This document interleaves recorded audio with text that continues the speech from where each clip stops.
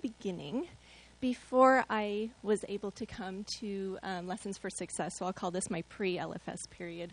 In the second year of my PhD, I applied for an F31 grant because I thought this is a really great time to apply for this kind of a thing, and it'll give me really good experience, and hopefully it'll get funded. This is so exciting.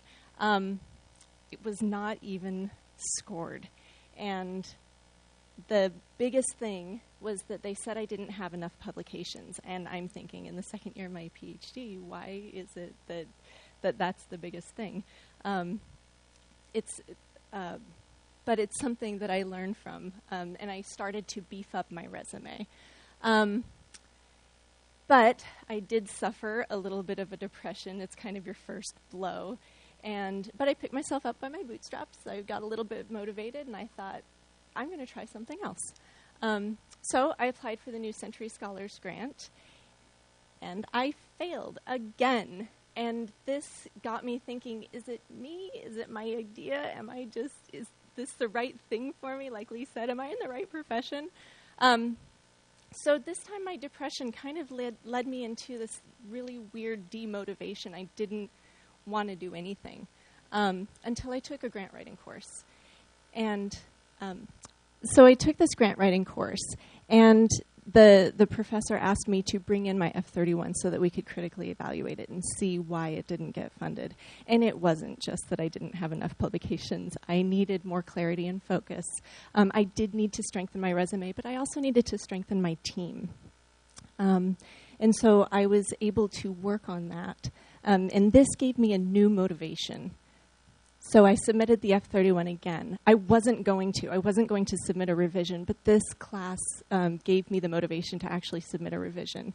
And it was funded. And that was so fantastic for me. But I realized this is really hard. And is this what I'm going to be doing for the rest of my life? Is this what I want to be doing for the rest of my life? I want to do research. I want to work with clinical populations. Then I came to Lessons for Success, and it really changed my outlook on grant writing. So during this LFS period, I found out I'm not alone, and you're not alone. We can work on this together. Everybody is experiencing the same problems. We've just from everybody talking about their grant writing challenges. We all have similar grant writing challenges, and it doesn't seem to matter what stage of your career you're in, which is really comforting to me. You get to meet with peers who have similar background and goals, which is fantastic because when you're in a grant writing course that's provided by a conference that you're at or just at the university, you get a lot of diversity. And perhaps the things that they're pandering to aren't the things that actually are going to help you in your clinical focus. We also get these really great mentors who have this fantastic experience, but not just that, they really want to help us. And so one of the lessons that I learned is, yes, grants are hard. They have to be clear, they have to be concise, they have to be grounded and interesting. They have to be original, but they can't be outlandish. The comments about the overachieving or too much... now I can't think of the phrase that people were using. Overly ambitious, yes, sorry. They also have to be cutting edge, but they have to be established. You have to show that this procedure is established and that you can do it. You have to match the PI with the funding mechanism. You have to match your grant with the funding mechanism. These are just a few of the funding mechanisms, just the R, the K, the F, the P. There's all these letters and numbers, and this is just for NIH. You also have to tailor the structure and the content to the agency that you're going to, whether it's NIH or NSF or some foundation. But grants are not impossible, and this was one of the really great lessons that I learned. Practice makes perfect. You just have to keep doing it. You have to make it a habit. You have to... We're all baseball players, and this is our career. You have to practice. And there's a method to the madness, and you learn this method at Lessons for Success. Another thing that I really liked was that you learn that you need to make contacts, and that there are certain people that you start to communicate with that will help make your life easier when you're doing that grant writing process. Program officer, your own department head in your college, your grant coordinator in the university. Definitely take advantage of your mentors and your colleagues. And your colleagues they are all at different stages of their career, and they can give you perspectives from those different stages. All right, so what have I done since I came to Lessons for Success? Well, I got hired at Penn State, which I'm really happy about, and having the F-31 was really a gold star on my CV. They really liked that. And the fact that I had to beef up my publications in order to get the F-31 was also very helpful for when I was interviewing for positions. So before I actually started, I wanted to get a jump on things. And so I applied for a New Century Scholars Grant in the summer before I started. And I got it. And it was a fantastic jump start. And it was something that my department head just loved. He was so excited about it. And it's really helping me to really start off with a bang and be able to start collecting data right away. I also applied for the grant program in multicultural activities and didn't get this one. But again, our failures are what help us to learn. Now I'm actually I just submitted an internal grant to the Social Science Research Institute, and I am a co-PI on an internal grant for a Clinical and Translational Science Institute. So I'm keeping these small grants going until I can start applying to big grants. And we'll see, cross your fingers, that I can get these internal grants. Now, I spoke about one of my challenges in grant writing is actually organizing and figuring out what grants to write next and how to set my career. So I am actually writing another multicultural grant. I'm learning from my mistakes, hopefully, and we'll see how that pans out. I'm also applying for an ARC award in the next week or so. And I have a plan to submit an R03 in October, and I have some ideas for submitting a K grant and for submitting an R21 grant. I don't have deadlines for those yet. I want to see how they solidify first because I know this is a long process. But my goal is to try and have one submission per cycle. I am really trying to make it a habit to just keep writing grants. So what are some of the strategies that I've learned and that I try to follow? One thing is that I think communication is very important. Tell people what you're working on and tell people what you're thinking of working on. This will help to get potential collaborators, potential funding mechanisms. It'll help you rein in or expand your ideas. I can't tell you how many times I've just been casually talking to somebody at the university, not in my department, and all of a sudden we're making these big plans to start collaborating on something. And it almost gives you too much to do. But I've also had people who say, oh, you know what? The 2 internal grants was an example of me talking to people, just saying what I was thinking of working on, and them saying, oh, there's this internal grant from the SSRI. It's perfect for what you're looking at. Why don't you apply for that? Talk to your current and former mentors. They have experience, and they can help you organize and plan for the future. They've been through it. Form support groups. I love this. We've started a lunch bunch. I do have a mentor in the department who's assigned to me, but we also have this informal lunch group that we meet once a week. It's 2 senior faculty and 3 junior faculty, and it's an informal way to just bounce ideas off of each other. And this isn't just for grant writing. This is for just a general career helpful process. I also have a writing group, and we meet once a week. We have 3 minutes to tell each other what our goals for the week were, whether or not we accomplished them, and what our goals for the next week are. And it has been a fantastic way to just check in, to keep ourselves on the right page. It's also been a great way to get some feedback, not just on writing, but also on how to manage your time. And it's been just a really great experience for me. Talk to your department head. Try to align your grant writing plan with your tenure and promotion plan. They go hand in hand, and it's a great way to also get feedback, have a sounding board. Are you doing this in the right order? Are you overwhelming yourself? You can also get your department head excited about your work. They go to meetings with other departments, and they can start talking about you to these other departments. Perhaps you can start some interdepartmental things going on. Meet with your grant coordinator early. They can help you identify funding mechanisms. Talk to potential collaborators early. They need to be involved with the grant submission, and the more that you write and revise and you have this input from all of your collaborators, the better your grant is going to be. And talk to your program coordinator.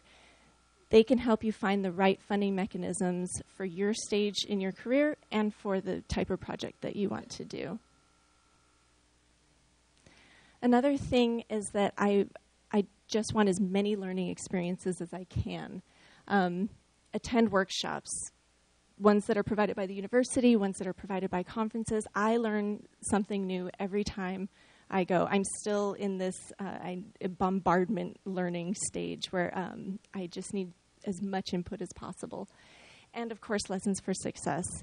We're all already on the right track coming to this conference, and I'm so excited to be here again. I feel like this is really a great experience and a great way to learn. Scour the websites. Go on all of these grant websites and just find out as much information as you can about all these different mechanisms. And embrace rejection. Like Leo was talking about, you get rejected more than you don't. And it's the reason why you're getting rejected is going to help you make your proposals better and better and better. And there's a really great poem by Piet Hein that one of my colleagues turned me on to, and it's to learn wisdom, err and err and err, but less and less and less. And I think that's the goal here. And one of the things that I'm really working on is organizing and prioritizing. So I have a grant tracker. I have different columns for the different grant mechanisms that I'm thinking about, and I'm trying to align the different projects that I have in mind, different collaborators that I have in mind, and the due dates for all of these grants, just so that I can have it all laid out for me and see, okay, what comes next? Which one should I go for? Which one is the best for this stage in my career in this different project? I also have a conference tracker because I think that's important too, is to try and get to the conferences that are going to help you get feedback on your projects that are in process. There's also something called an Eisenhower box that I really like. And if you haven't heard of this, it's a way to help you organize what's important and what's urgent, and to figure out what things you need to do right away, what things you need to delegate, what things you need to put off until later, and what things you just need to get rid of and ignore. And I'm happy to share that with people later. And of course, write and revise and rewrite and revise and rewrite. Another thing that I wanted to say is that I have found is be a good citizen. It always comes back to you. People like to like people who are nice and who who are good citizens. Be prompt. Get to your meetings on time. Answer your emails on time. Everybody loves the person who responds to their email right away. I know that's extra pressure, but if you can, why not do it? Be reliable. Be involved. I've started to go to these different types of lunches. There's different symposia and lectures and colloquia. And I just learned so much from going there. I'm meeting so many new people, and I feel like being a new faculty member, that's really important for me right now. And volunteer. Service is required. Service is reciprocal. If you're on a committee or you're within a group, people are going to recognize that and start doing things for you as well. And service is an inside scoop. This is something that I didn't know, but I found out since I started volunteering for things. You start getting information that you would never have had access to. I've just because I volunteered for this special interest group in the biological and life sciences, I met two people, one of whom had a database of stroke patients that he wanted to share with me. He came up to me afterward, after he found out that I work with people who have a stroke, and he said, I have this great stroke database. Do you want access to it? And I was like, yes, of course I do. Thank you so much. And I had somebody from the Institute of Neuroscience come up and ask me if I wanted to be a neuroscience faculty member, which is so fantastic and amazing. And I would not have had those experiences if I hadn't volunteered for this special interest group. Be kind. It relieves stress. I think it relieves stress. It just makes me happy to be happy and to see other people who are happy. It builds relationships with your colleagues. It promotes collegiality. It makes your department happier. And I don't think that it makes you a pushover. I know that I've heard that before, where people say, if you're nice, everybody will walk all over you. I don't think so. At least that hasn't been the case in my experience. And just finally, in the immortal words of Doctor Who, be brilliant.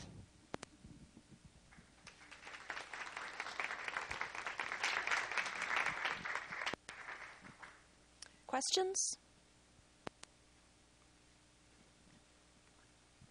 Chaleece, I have a question for you. In your department, I'm not sure about the size of your department, but do you have any formal structure for mentorship, career development within your department?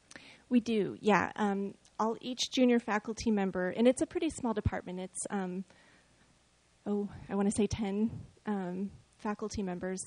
And we have, right now we have 3 junior faculty and one kind of mid-faculty, and then 5 senior faculty. And so we have, each of the junior faculty is paired with a senior faculty mentor. Okay. Yeah, I think they're really, really important outside of promotion and tenure, because if you mention a lot of things up there, especially when you talk about service, because as you're starting as a junior faculty, you want to get involved and you want to be a good citizen. But you really need people to help you pick your spots. Mm-hmm. And in a mentorship committee, it doesn't necessarily have to be someone who's specifically in your research area, but other people can help you with career development. So I would just say to the junior faculty, if you don't have a mechanism like that in place, you might start asking, because it's extremely helpful. I think it can, resolve a lot of pitfalls before they happen. It really can. And actually, one of the projects that I'm working on is to build a database for healthy older adults, participants who want to be in research at Penn State. And this is across all different colleges and departments and everything. And so I started to get involved in this project, and there are some people in psychology who do neuroimaging in a healthy older adult population that I never would have been connected with, but now I actually have them as mentors just because we're working on that project together. And that's a really great experience for me. So like you said, you can reach out beyond your department. At least the internal grants that I have applied for, they're a lot shorter. They're a lot less intense. It's usually just a couple pages, 1 to 2 pages. And the mechanisms that I applied for weren't for actual research projects. One was to help build a database of research participants and actually expand an existing database. And the other is to start a stroke support group. And so both of these things they're very small, like $5,000 grants. And so I see them as just a way to get going to actually build up a participant pool. Yeah. Yeah. That will depend enormously on the university, what kind of internal mechanism. At ASU, we don't have any. We have a different way of doing that, okay? So it's enormously institution dependent. And the two that I applied for, actually the level one, the very smallest level that you can do, there are others that are, I think it's $10,000, but it's the same internal granting agency, and they expect you, if you apply for the larger grant, that's going to funnel into an NSF or an NIH grant. Chaleece, thank you for that presentation. I tried something unique that it seemed like it might be helpful given some of the feedback I got on the first review of an internal grant. I gave it to a bunch of lay people and not people who were basically non-scientists. And because what I was struggling with was communicating my significance about voice, which generally people don't understand anyway. And I was wondering, have you ever tried something like that? Do you seek advice from people who are non-scientists? The only person that I've actually sought advice from who's a non-scientist is my husband. And I run everything by him because he is actually very analytical, and he knows enough about my work to kind of be an informed layperson, but not enough so that I have to actually explain everything very well. But I think that's an excellent idea, and I think as I need to branch out and expand my network of people who I ask for their feedback, I think that's a great idea. Just one last question. You had mentioned early on that you had taken a grant writing class or a grant writing workshop. Right. Can you talk just a little bit about that? It was a grant writing course that was offered by BU, and it was just an elective that we could take as doc students, and it was within the College of Health and now I'm saying Health and Human Development because that's my college now. Sargent College of Rehabilitation was the college that it was in. And so it was people with a similar background, but not all speech pathologists.